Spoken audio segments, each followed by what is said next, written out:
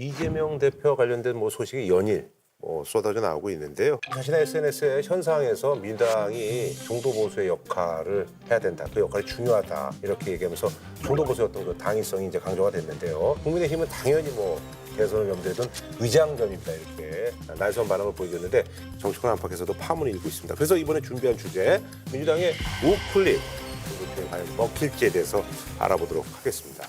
저는 할 말이 되게 많은데요. 네네네. 이거는 진보라는 호적을 파내가지고 지금 자기가 중도 보수라고 이재명 대표가 주장하는 거 아니에요?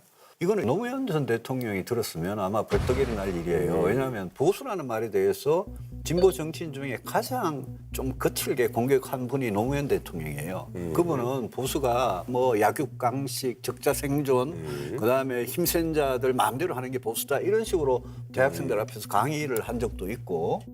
보수는 뭐냐? 되게 보수는 힘센 사람이 좀 마음대로 하자. 경쟁에서 승리한 사람에게 거의 모든 보상을 주자. 적자생존의 원리를 철저하게 적용하자. 그 다음에 과급적이면 바꾸지 말자. 보수, 합리적 보수, 따뜻한 보수, 별로 보수를 다 갖다 붙여서 보수는 그냥 바꾸지 말자는 거다. 이렇게 노무현 대통령은 보수란 말을 진짜 싫어했던 것 같아요. 근데 이재명 대표는 본인이 이제 보수라 그러잖아요. 이거는 이런 거죠. 지금 이렇게 왼쪽 집하고 오른쪽 집이 있는데 왼쪽 집 사람이 오른쪽 집이 비어 있어요. 그러니까 오른쪽 집에 와가지고 그냥 빈집 털이를 막 하는 거예요, 지금. 그러면서 그럼 오른쪽 집 사람들 어디 갔느냐. 전부 다 웬 목사님 집회에 가 계시는 거예요, 지금.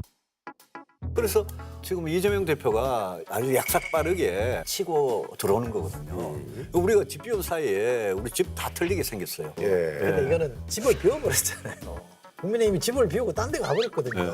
맞아요. 그러니까 그럼 그 집에 살던 사람들 다 나가버렸으니까 그러면 그 당을 통해서 뭔가 자기의 정치 욕구를 표현하려고 했던 사람들은 좀 황당하게 되는 거잖아요. 매개가 없어져서 창구가 없어져 버렸어요. 그러니까 국민의힘을 지지하면서 이제 탄핵은 찬성하는 그런 그렇죠. 분들. 예. 그냥 보수, 극우가 아니라 보수 성향을 가진 사람들은 황당하게 돼 있는 거예요. 그러니까 이재명 대표가 걱정하지 마세요. 제가 여러분들까지 대표하겠습니다라고 하는 거는 어떻게 보면 자신감의 표현이고 저 사람들이 집 버리고 나간 걸 세상 강조하는 그런 측면도 있는 거잖아요. 무슨 그 책임이 큰 거죠. 그래서 제가 이재명 대표 왜 이럴까 생각을 해봤는데 하나는 자기한테 붙어 있는 좌파 이미지를 완전히 희석시키려고 그렇게 하는 거죠. 요즘 이재명 대표는 이건 우클릭이 아니다. 우리는 민주당은 원래 중도 보수다 이러잖아요.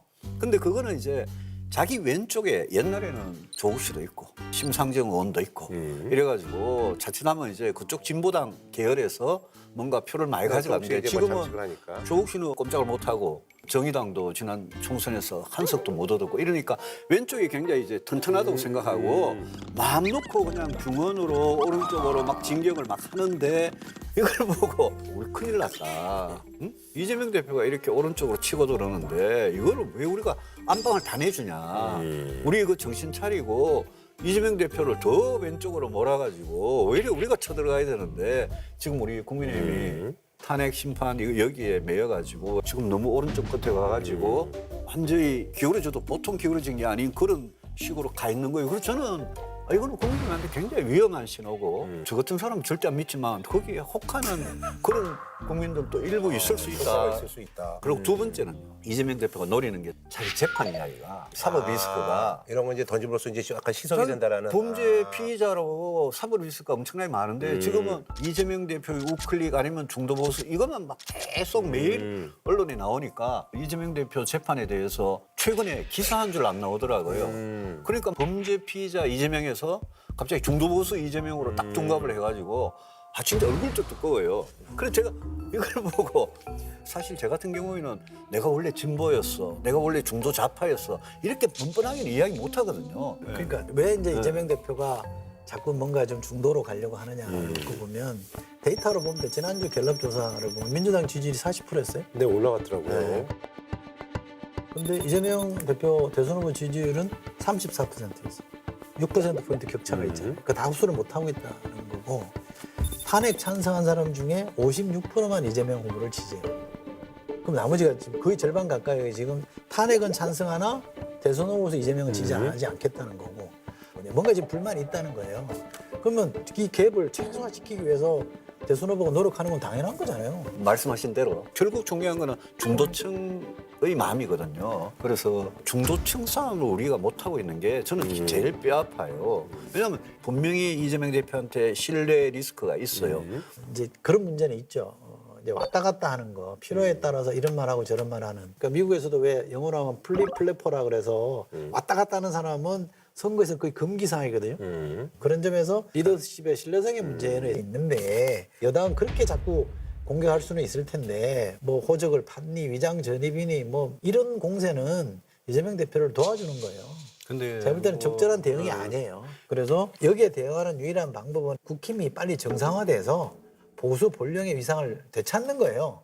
그러니까 빨리 집으로 돌아와서 정신 차리고 그 안에서 자꾸 저쪽으로 가자고 하는 사람들 정리하고 털어내고 이른바 제 표현하면 탈윤하고 정상적인 보수로 되돌아오면 이 문제는 해소돼요. 근데 본인들은 꼼짝도 안 하면서 자꾸 이재명 대표만 공격하는 거는 그건 정말 관역을 잘못 설정한 거예요. 맞아요. 뭐 저는 동의하고 그리고 우리가 다시 집에 돌아와가지고 집에 들어온 도둑을 잡아야죠. 도둑이에요. 도둑이죠. 빈집털이 하러 온 도둑이죠. 아니 뭐털 거겠어. 그리고 까지. 이게 왔다 갔다 하는 부분을 국민들께서 잘 보셔야 돼요. 예, 그래서 이제 사실 이거에 대한 뭐 비난이 뭐 국민의힘 쪽에서 이제 많이 있는데요. 눈에 띄는 게 이제 그 부산 수영구에 이분이 이제 그 기자 출신인데 정현욱 의원이 이제 이재명 중도보수 국민의힘 입당합니까라고 이렇게 해서 현수막을 걸었어요. 그래서 여기에 직접 또 이제 이재명 대표가 이제 홍보 캐지 SNS로 구구 범죄당에 입당할 생각이 전혀 없다.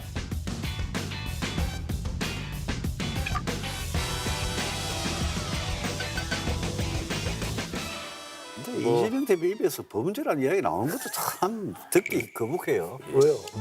아니, 범죄 혐의자가 팩트는 맞잖아요. 수많은 범죄 혐의자가 무슨 범죄 정당이라고 그래요. 여기는 혐의. 어쨌거나 근데 이런 것들이 다 이제 당내 전략통들하고 다 상의를 해서 메시지들이 나오는 거겠죠. 전략하고 이재명- 상의할 필요도 없어요. 이재명 이재명 대표. 대표는 지금 독재하고 있기 때문에 아니면 이제 미리 얘기 안 하고 질러놓고 그분들이 이제 엄호하는 그런 상황이라는 얘기예요. 그렇게 봐요. 오. 민주당의 아니죠. 구조가 그런 아니, 구조예요. 그러니까 전략적으로 표현이 저도 조금 오하죠. 뭐 그렇게까지 말할 일인가? 뭐 이거 너무 세다. 표현이 좀 많이 갔네 싶은데 누가 또 그 옆에서 그렇게 설명하더라고. 그렇게 해야 기사가 된다. 초반에는 자극을 줘야 된다. 그리고 나중에 정리해주면 된다.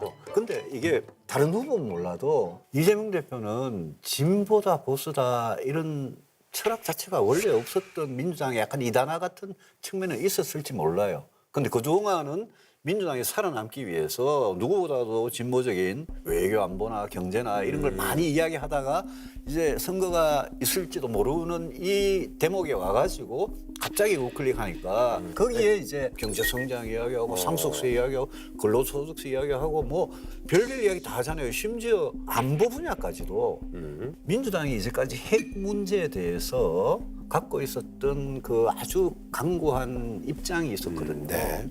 그거조차도 바뀌냐. 그래서 그거 환영할 일 아니에요? 저는 좋아요. 대표님 입장에서. 제 입장에서는 환영합니다. 근데 민주당이 한미 원자력 협정까지도 이렇게 개정하자 이래 나오니까 제가 민주당에서 경제안보 다 이런데 민주당에서 이거 빼고 저거 빼면 민주당이 뭐가 남나 싶은 생각이 있어요. 그러니까 그동안의 민주당하고 너무 다른 이재명 대표의 민주당을 제가 지금 보는 거예요. 그럼 민주당하고 그러면 경제도 국민의힘하고 똑같이 안보도 국민의힘하고 똑같이 똑같지가 않죠.